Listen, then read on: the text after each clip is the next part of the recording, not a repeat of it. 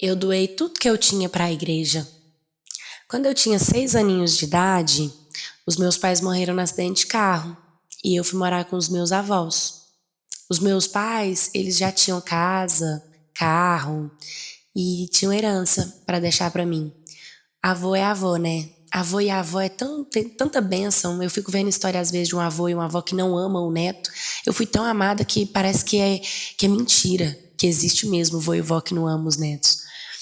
Meus avós, eles me criaram e eles guardaram todo o dinheiro dos meus pais. E eles sempre falaram para mim, um dia você vai crescer, você também vai ter sua casa, vai ter seu carro, vai ter sua empresa, sabe? Sempre me levaram para a igreja, sempre me ensinaram sobre a palavra de Deus, sobre o pecado, sobre ser sábia, sobre ter discernimento. E eu cresci assim, dentro da igreja, uma menina boa, uma menina educada.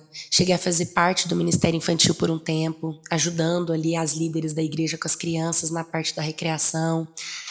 E aí, quando eu fiz os meus 28 anos de idade, sim, eu demorei muito tempo para tocar minha vida. Eu fiquei com os meus avós até os 28 anos de idade, porque foi quando os meus dois avós partiram também.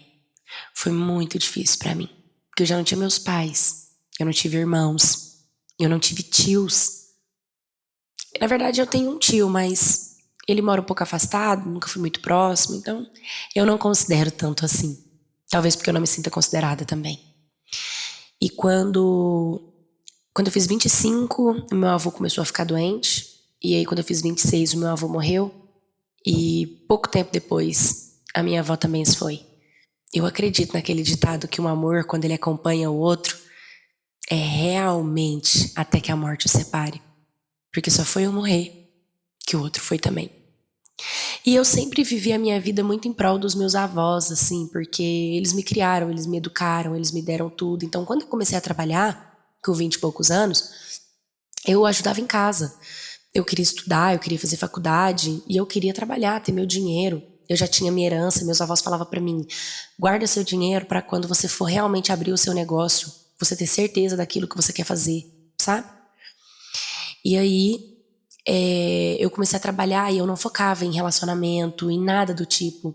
Não dava moral para nenhum homem, sabe? Tive algumas paqueras, saí algumas vezes, mas mais para suprir aquela vontade às vezes de se sentir mulher. Porque até necessidade física eu não tinha, porque quando você não pratica o ato sexual, você não tem vontade de continuar praticando, sabe? Eu acho que quanto mais você faz, mais você quer fazer. Quando você não faz, você deixa de sentir falta, isso é verdade. Isso sai da sua carne, sabe? Então, como eu tinha sido criado na igreja, eu tinha aquela vontade de casar virgem, mas ao mesmo tempo eu pensava, eu não quero casar tão cedo. E aí eu não vou viver essa experiência, então eu vivi essa experiência mais para poder saber como era do que de fato porque eu gostaria de casar e ter alguém. E quando eu experimentei foi legal, eu gostei, mas eu vi que não era minha necessidade primária. Então não fazia muita falta. Então minha vida toda foi trabalhar, estudar e cuidar dos meus avós, sabe? E aí depois que os meus avós se foram, meu mundo assim perdeu muita cor, perdeu muito brilho. E aí, quando eu fiz 28 anos de idade, eu tinha terminado a minha formatura, né? E eu podia entrar no mercado de trabalho para ter meu próprio negócio, mas antes dos meus avós morrerem, eles me orientaram a trabalhar na área para alguém, para eu adquirir experiência profissional antes de eu abrir meu próprio negócio, porque ser funcionária e ser dona de um negócio são coisas e funções diferentes. A gente também tem que saber delegar função, mandar no outro, e às vezes a gente não aprende com tanta facilidade como a gente gostaria. Então eu fui pro mercado de trabalho, e aí com 28 anos foi quando eu decidi abrir o meu próprio negócio. Só que aí eu tava muito desorientada. Por quê? Porque eu já cresci com um vazio muito grande de não ter os meus pais. Todo dia da mãe, todo dia do pai, eram os meus avós que estavam comigo. Na escola, né, no colégio, na igreja. Todos os lugares, todo mundo tinha seus familiares. Eu tinha meu avô e minha avó. Eles eram meu pai e minha mãe. Mas meu avô e minha avó nunca tirou o lugar do meu pai e da minha mãe da minha vida. Eles sempre verbalizaram: nós somos os seus avós, os seus pais tinham muito orgulho de você, seus pais te desenharam, seus pais te planejaram, seus pais te amaram antes mesmo de você estar na barriga da sua mãe. Então, esses comentários sempre preencheram o vazio do meu coração. Só que quando eu perdi os meus avós, nesse processo de querer abrir um negócio e começar do zero, e eu pensei que eu ia proporcionar uma vida maravilhosa para eles, porque uma coisa que eu aprendi é que muitas das vezes a vontade que a gente tem de ter sucesso nem sempre é só pela gente. Tem muitos que querem sair de uma vida miserável e quer deixar tudo e todos para trás porque ninguém acredita, ninguém merece o trabalho, o reconhecimento que o indivíduo vem a buscar ter. Mas e quando você é muito amado, muito cuidado, muito apoiado, e aí você começa a querer vencer na vida para proporcionar uma vida boa, não só para você, mas para aqueles que estão do seu lado, te dando a mão, te empurrando para o mundo, te ensinando a se defender. Quando meus avós se foram, eu perdi o brilho, porque eu perdi vontade de abrir o meu negócio, eu perdi vontade de trabalhar. Eu só tinha que trabalhar para poder me manter, porque eu tinha que comprar comida para mim. Porque se eu tivesse que trabalhar para conquistar tudo que eu queria, aquele carrão, aquela casona, eu perdi. É como se pra quê? Pra quem? Eu vou ter uma casona pra quem? Eu vou ter um carro pra passear com quem? É como se eu tivesse morrido junto com os meus avós, sabe? E isso machuca muito. Então, eu decidi ir pra igreja, porque eu tava um pouco afastada, né? Por causa da rotina do trabalho. Eu não tava tão constante como eu era quando eu era adolescente. Nunca deixei de ir, mas eu ia bem menos do que quando eu não tinha muito o que fazer. Só que aí, abri uma igreja perto da minha casa. E eu pensei comigo, essa aqui tá do lado, mais fácil. Não preciso pegar ônibus e eu vou lá. E eu fui. E eu não sei como, de pouco a pouco, eu fui sentindo Deus voltar pra minha vida. Eu fui sentindo uma alegria dentro de mim, sabe? Uma força dentro de mim, uma vontade de continuar dentro de mim. E aí eu fui falar com o pastor da igreja, tudo isso que eu tô falando pra vocês. Sobre a morte dos meus pais, sobre a orientação dos meus avós pra minha carreira e sobre a morte dos meus avós, bem no início dessa nova construção da minha vida. E o pastor falou assim pra mim, minha filha, pra você poder prosperar no mundo, pra você poder dar certo no mundo, o melhor que você pode fazer é abrir mão de tudo aquilo que você tem. Você mostrar que você não é apegado ao material é muito importante. E eu pensei comigo, tá, então o que eu faço? E aí ele pegou e falou pra eu doar todo o meu projeto pra igreja. Toda a minha ideia, todo o meu propósito, tudo que eu tinha pra igreja. E aí lá fui eu. Eu peguei todo o dinheiro que eu tinha, todo o projeto que eu tinha, todo o design, a estrutura, coloquei tudo lá no pé da igreja. Coloquei no pé da igreja, entreguei para o pastor e aí começou um processo de campanha de oração, onde eles orariam para que tudo que eu tivesse doado iria voltar para mim em dobro de saúde mental, psicológica e financeira. Esse foi o propósito da minha entrega. E aí o que aconteceu? Aconteceu que a prosperidade não veio. Que eu ter entregado tudo para a igreja não mudou a minha dor, não mudou meu sentimento mal, porque tudo aquilo que eu estava me curando dentro de mim, no meu interior, de sentir a presença de Deus, com a falta do dinheiro, porque eu não estava aguentando ir trabalhar, porque na verdade eu já queria pedir conta para abrir o meu negócio. Então eu já estava buscando a demissão no meu serviço. E aí com a morte foi até mais prático, porque eu não tinha forças para ir trabalhar. Eles estavam meio que me aguentando dentro da empresa. E quando eu perdi tudo, que eu dei tudo para a igreja, eu pensei comigo, não, agora eles me demitem e aí a prosperidade vai chegar. E aí eles me demitiram. Eu consegui meu seguro-desemprego e comecei a viver do meu seguro-desemprego. Só que agora pensa o desespero de você saber que o seu seguro-desemprego tá acabando e que você não tem mais dinheiro no caixa, que você não tem mais um projeto que é só você colocar ele em prática porque você já não tem mais projeto. A ideia eu tinha na minha cabeça, mas o projeto é o design, é a estrutura, é o dinheiro. Porque para você alugar um lugar, você colocar uma porta, pintar uma parede, colocar um equipamento, tudo isso é projeto. E tudo isso é dinheiro.